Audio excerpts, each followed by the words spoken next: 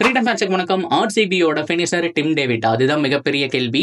சும்மா பிரிச்சு தொங்க விட்டுருக்காருன்னு தான் சொல்லி ஆகணும். ஸோ என்ன நடந்தது, ஆர்சிபி கண்டிப்பா பிளேயிங் லெவலில் பிக் பண்ணுவாங்களா இல்லையா அப்படிங்கிறத பார்க்கலாம். அதுக்கு முன்னாடி ஃபர்ஸ்ட் டைம் சேனல் வரீங்கன்னா மறக்காம சப்ஸ்கிரைப் பண்ணி சப்போர்ட் பண்ணுங்க. அப்போ அப்டேட் எல்லாமே உங்களுக்கு டக்கு வந்து சேரும்.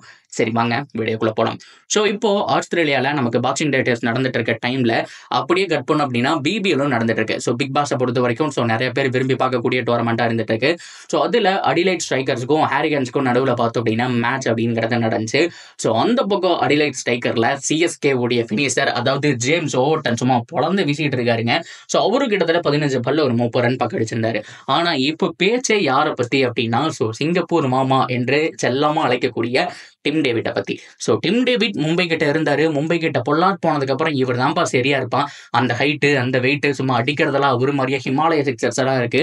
ஸோ கண்டிப்பா மிடில் ஓவர்ஸ் அது மட்டும் இல்லாமல் ஃபினிஷிங் டிபார்ட்மெண்ட்டுக்கு வேணும் அப்படிங்கிற மாதிரி மும்பை பிக் பண்ணாங்கிற விஷயம் நமக்கு தெரியும். ஆனா மும்பை இந்தியன்ஸ்ல அவர் ஒரு ஃபெயிலியருங்க. பிகாஸ் நிறைய மேட்சஸ் வந்துட்டு சான்ஸ் கிடைச்சு அவர் வின் பண்ணிட்டாரு. ஒரு சில மேட்சஸ் கடைசி வரைக்கும் ஃபினிஷிங் ஸ்டேஜ் வரைக்கும் எடுத்துட்டு போய் ஸோ ஃபினிஷ் பண்ணாம வந்திருக்காரு. ஸோ பொதுவாக அந்த ஃபினிஷருக்கு என்ன ஒரு கான்ஃபிடன்ஸ் கிடைக்கும், அது மட்டும் இல்லாமல் மீடியா அட்டென்ஷன் கிடைக்கும் அப்படின்னா ஒரு சில மேட்சஸ் நம்ம ஃபினிஷ் பண்ணா மட்டும்தான் கிடைக்கும். ஆல்மோஸ்ட் எண்டு வரைக்கும் எடுத்துட்டு போனாலும் நிறைய பேர் கண்டுக்க மாட்டாங்க. ஸோ அந்த மாதிரி ஒரு ஆள் தான் வந்துட்டு டிம் டேவிட். ஸோ மும்பை இந்தியன்ஸ்ல ஒரு சில மேட்சஸ் நல்லா பண்ணாரு, ஒரு சில மேட்சஸ் நல்லா பண்ண முடியல. பவுலிங்லயும் பெருசாக வந்துட்டு சோதிக்க முடியல.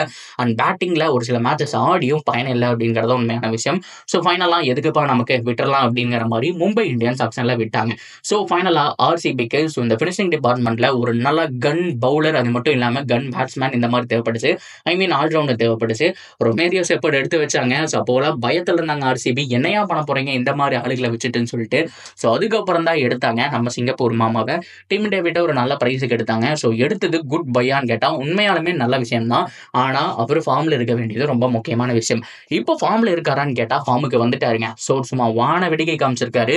ஸோ ஹாரிகன்ஸ் அந்த டீம் வந்துட்டு வின் பண்ணியிருக்காங்கன்னு சொல்லி ஆகணும் 11 ரன் வித்தியாசத்தில்.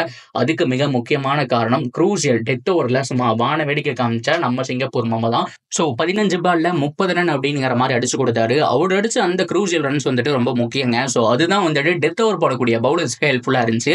அந்த பக்கம் இருந்தது யார் தெரியுமா, சிஎஸ்கேவை சேர்ந்த ஜேமி ஓவர்டன்.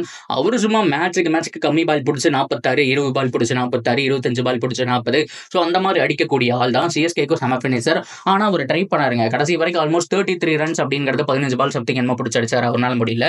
ஸோ இந்த பக்கம் 15 பால்ல ஒரு 30 ரன் அடிச்ச நம்ம டிம் டேவிட்டுடைய அந்த ஒரு திறமையை பாராட்டி ஆகணும். ஸோ இந்த பக்கம் 4, 6, 4, 4 அப்படிங்கிற மாதிரி அடிச்சு கொடுத்தாரு. ஸோ அந்த ஒரு க்ரூசியல் ஓவர் தான் மேட்சினுடைய டேர்னிங் பாயிண்ட் அப்படிங்கிற மாதிரி நான் சொல்லுவேன். ஸோ அங்கே ஒரு ஃபார்முக்கு வந்துட்டாரு அப்படிங்கிறது கிளியராக தெரியுதுங்க. ஆனால் பிரச்சனையே என்ன தெரியுமா, பிரச்சனையே எங்கே ஸ்டார்ட் ஆகுது அப்படின்னா ஆர்சிபியோட பிளேயிங் லெவலில் எங்கேயா ஃபிட் பண்ணுவீங்க அப்படிங்கிற விஷயம். Already Jacob Bethell versus Tim David video போடுங்கன்னு சொல்லி கேட்டிருந்தீங்க. ஸோ நம்ம மேக் பண்ணிட்டு இருக்கோம், அது தனியாக வரப்போகுது.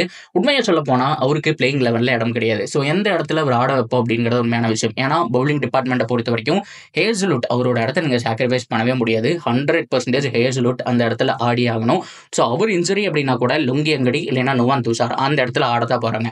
அண்ட் மேல் டாப்ல நம்ம பார்த்தோம் அப்படின்னா ஃபில் சால்ட்டோ ஆட போறாரு.